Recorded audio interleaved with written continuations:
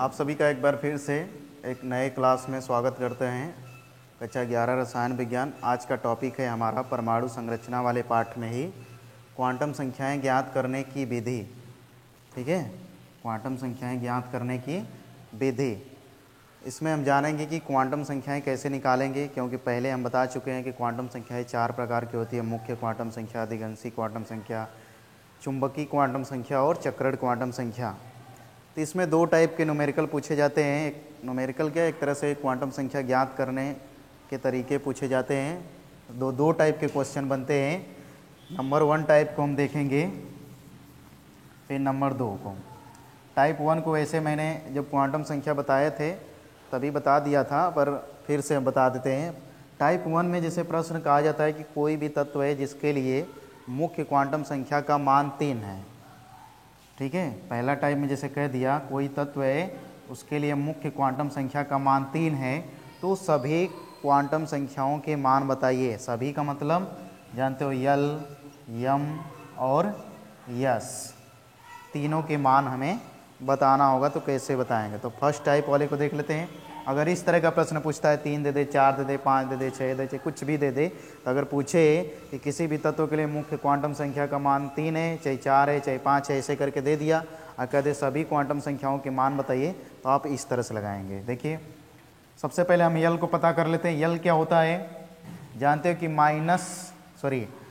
यन में से एक घटा देते हैं तो यल का मान प्राप्त हो जाता है, यानी कि n-1 होता है। आपने दिगंशी क्वांटम संख्या में लिखा होगा कि यल का जो, इसे यल से दर्शाते हैं, इसका मान यन के मान पर निर्भर करता है, और जो यल का मान होता है n-1 होता है।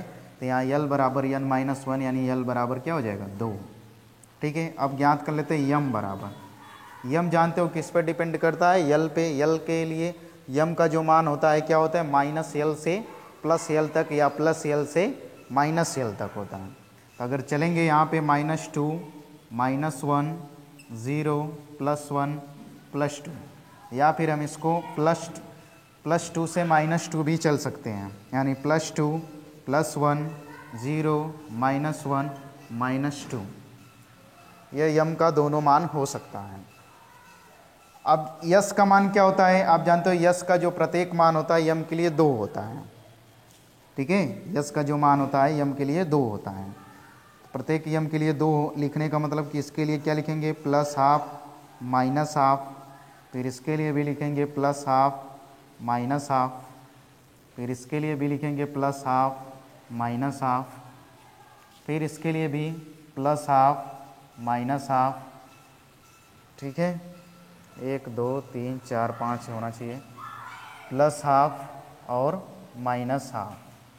इस तरह से आप सभी क्वांटम संख्याओं के मान को आप ज्ञात कर लेंगे। ये फर्स्ट टाइप के बता रहा हूँ, इस तरह से निकालेंगे। अब इसी जगह पे हम थोड़ा सा चेंज कर देते हैं। जैसे हम कर दें कि कोई भी तत्व है उसकी मुख्य क्वांटम संख्या 2 हो, क्या हो जाए, 2, तो क्या मान होगा, सभी क्वांटम संख्याओं के मान बताइए।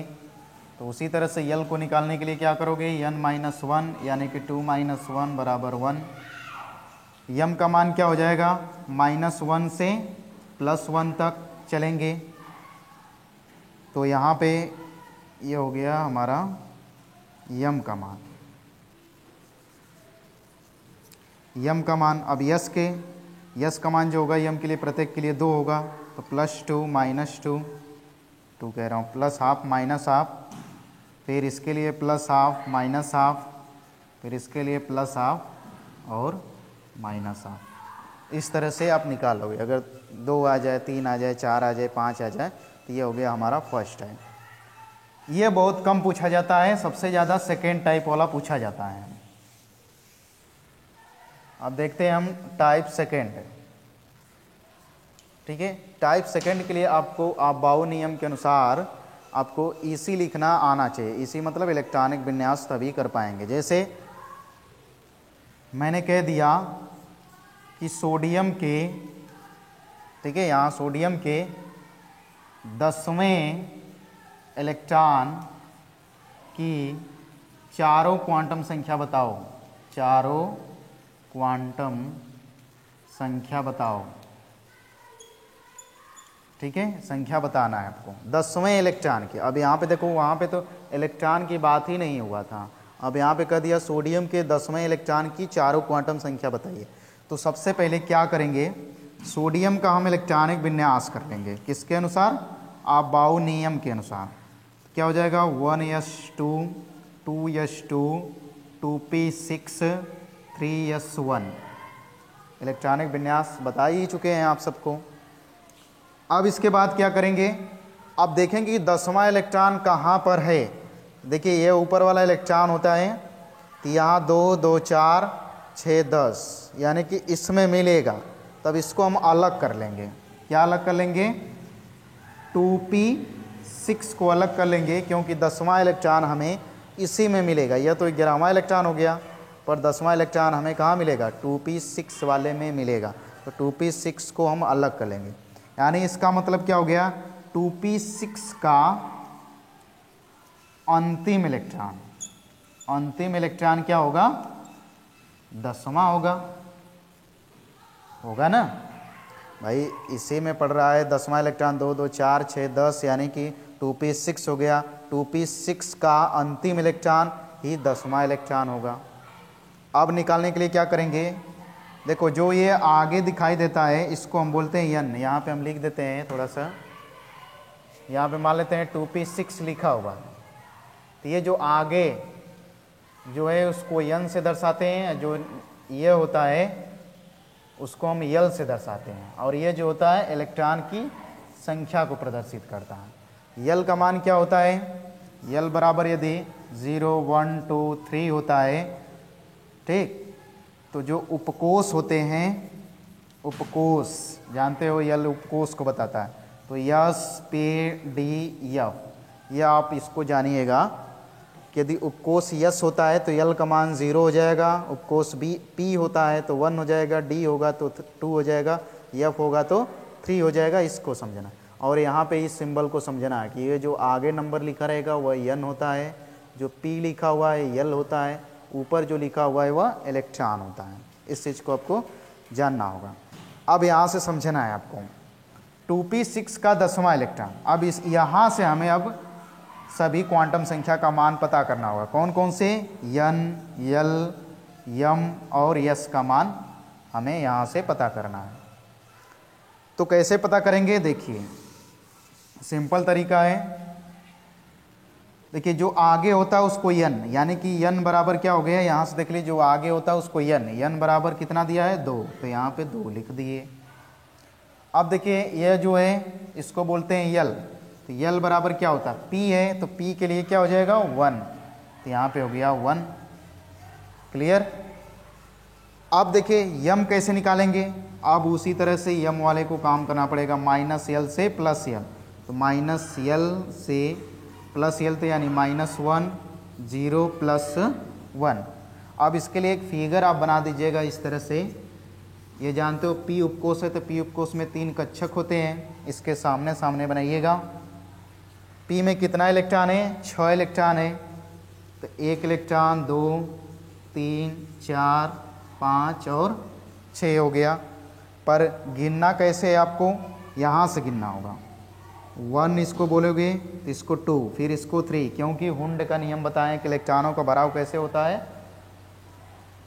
इलेक्ट्रॉन युग्मित कब होते हैं, जब उसमें क्या होता है कि एक एक इलेक्ट्रॉन सभी कक्षक में नहीं भर जाते हैं, तब तक वह युग्मित नहीं होता। तो एक इलेक्ट्रॉन मतलब पहले हमने इसमें भरना शुरू किया, फिर दूसरा इसमें डाले, तीसरा इसमें डाले, चौथा यहाँ पे किए, फिर 5वां यहाँ पे, 6वां यहाँ पे। ठीक है, तो ये हमारा 6वां इलेक्ट्रॉन हो गया, यम का मान। अब यस का मान पता करना होगा। यस के लिए क्या करेंगे, इसी के सामने यस बराबर, प्रत्येक यम के लिए 2 मान होता है यस का, तो लिखेंगे +½ -½ कामा +½ -½ कामा +½ और -½ इस तरह से करेंगे। अब इसके नीचे ही जस्ट यहाँ पे यस का मान हो गया, यस बराबर है जो हमने यहाँ पे लिखा हुआ है। अब यहाँ पे देखिए क्या हो गया, +½ एक हो गया, एक -½ हो गया, एक +½ हो गया, एक माइनस हो गया, एक प्लस हो गया, एक माइनस हो गया। तो कह रहा है 10वां इलेक्ट्रॉन, 10वां मतलब इसका अंतिम इलेक्ट्रॉन। ठीक है। यहाँ पे लिखे हो छठवें का अंतिम इलेक्ट्रॉन बराबर 10, तो इसका अंतिम इलेक्ट्रॉन कौन सा होगा? छठवां होगा। क्यों? क्योंकि भाई 10वां यहीं पे आ रहा है, यहाँ से 10वां, तो यह अंतिम इलेक्ट्रॉन करना है। तो अंतिम इलेक्ट्रॉन कहाँ पर मिल रहा है आपको? इस वाले में मिल रहा है। तो 10वां मतलब अंतिम, यानी माइनस वाला मिल रहा है। यहाँ से गिनना शुरू करोगे इसके लिए, तो 1 2 3 4 5 6, मतलब ये वाला पकड़े। ये वाला पकड़ने का मतलब अब सबके लिए एक एक नंबर लिखना है। अब देखिए लास्ट फाइनल उत्तर क्या होगा? n बराबर 2, l बराबर 1, m बराबर क्या होगा? ये अंतिम इलेक्ट्रॉन किस में पड़ रहा है? m वाले के, इसमें पड़ रहा है +1 वाले में। तो m का मान क्या हो जाएगा? +1। फिर s का मान निकालना पड़े तो अंतिम इलेक्ट्रॉन कौन सा भाई है? माइनस वाला है। एक प्लस होता है, एक माइनस हाफ होता है। तो अंतिम वाला क्या है? -12 है। तो -12 यहाँ पे 1/2 कर देंगे। तो ये हमारा फाइनल उत्तर हो जाएगा। किसका? इस वाले का, इस प्रश्न का उत्तर। एक बार फिर से समझ लीजिएगा। सोडियम है, सोडियम के 10वें इलेक्ट्रॉन की चारों क्वांटम संख्या चाहिए, तो सबसे पहले हम सोडियम के इलेक्ट्रॉनिक विन्यास कर लेंगे। फिर जानते हैं कि 10वां इलेक्ट्रॉन इसमें पड़ेगा 2p6 वाले में। 2p6 का अंतिम इलेक्ट्रॉन ही 10वां इलेक्ट्रॉन है। 10वें इलेक्ट्रॉन के लिए अब क्या करेंगे? ये जो सामने होता है उसे n बोलते हैं, n मतलब 2 हो गया। तो ये होता है, इसको l बोलते हैं। l का मान p के लिए यहाँ से देख लेंगे, 1 हो गया। m का मान जानते हो -1 से क्या हो जाएगा? +1 तक। यहाँ पे एक फिगर बनाएंगे, इलेक्ट्रॉन भरेंगे। p में कितना इलेक्ट्रॉन? 6, तो 6 इलेक्ट्रॉन को भर दिए। ठीक। फिर इसके बाद यस का मान निकालते हैं, तो प्रत्येक यम के लिए यस का 2 मान होता है। 2 मान लिखे +12 -12 करके। ठीक। तो +12 -12 के लिए लिखे, तो यहाँ पे क्या हो गया? तो यहाँ से यस का मान निकाले, अंतिम इलेक्ट्रॉन हमारा लास्ट में मिला, तो सबके लिए हमने लिख दिया। ये यम का मान क्यों लिखा हमने +1?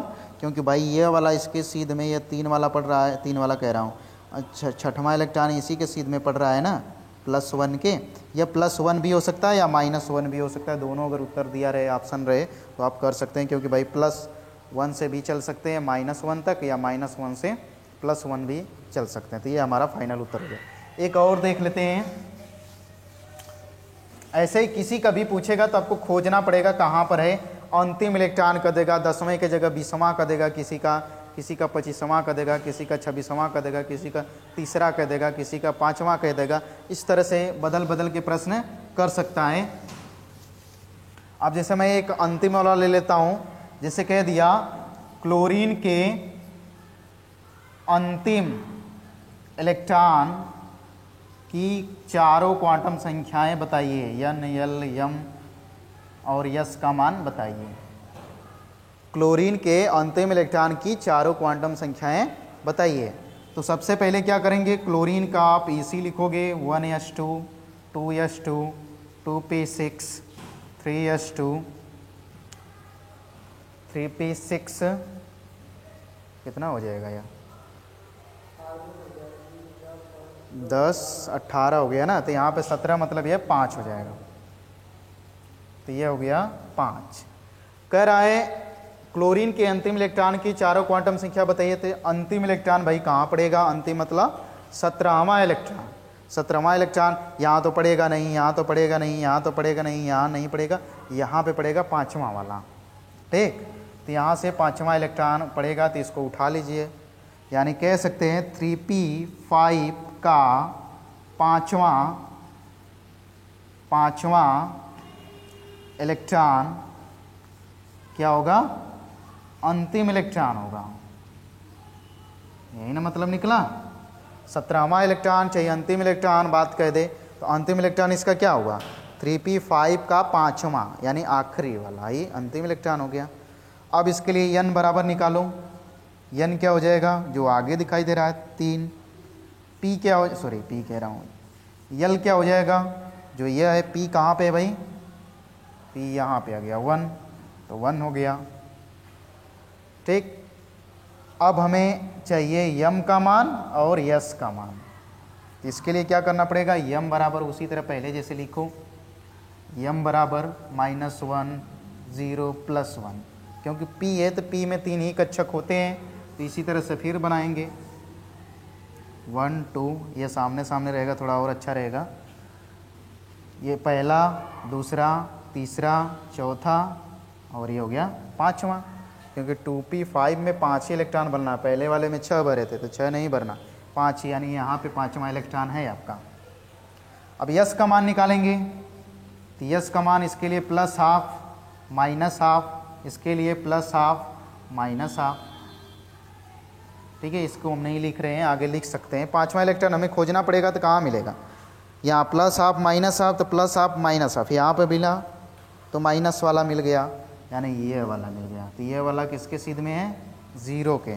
तो यम का मान क्या हो गया 0 और यस का मान क्या हो गया -1/2, क्योंकि 5वां इलेक्ट्रॉन ऐसे करेंगे 1 2 3 4 5, तो 5 वाला इलेक्ट्रॉन कहाँ पे गया, 5 इलेक्ट्रॉन के लिए हमने क्या लिखा था -½ तो ये -½ किसके अंतर्गत आ रहा है, 0 के सामने, यानी यम का मान क्या हो गया 0, यस का मान -½ तो इस तरह से आप किसी भी का इलेक्ट्रॉनिक विन्यास करके आप क्वांटम संख्या को पता कर सकते हैं। कहीं भी पूछे आप देखो कि कहाँ पे इलेक्ट्रॉन है, जैसे मान लीजिए हमने कह दिया इसी में कि क्लोरीन के 10वें इलेक्ट्रॉन का बताओ, चाहे 11वें इलेक्ट्रॉन का मान लेते हैं, हम कह देते हैं क्लोरीन के 11वें इलेक्ट्रॉन की चारों क्वांटम संख्या बताओ, तो 11वां इलेक्ट्रॉन कहाँ होगा 2 2 4 10, यानी 11 इसमें पड़ेगा, यानी आप इसको अलग कर लोगे। ठीक, अगर मैंने कह दिया कि 9वें इलेक्ट्रॉन की चारों क्वांटम संख्या बताओ, तो 9वां कहाँ पड़ेगा 4 और यहाँ पे 5, 9 होगा, यानी इसका 5वां इलेक्ट्रॉन ही 9वां इलेक्ट्रॉन होगा, तो अब इसको लेकर के काम करना शुरू करोगे।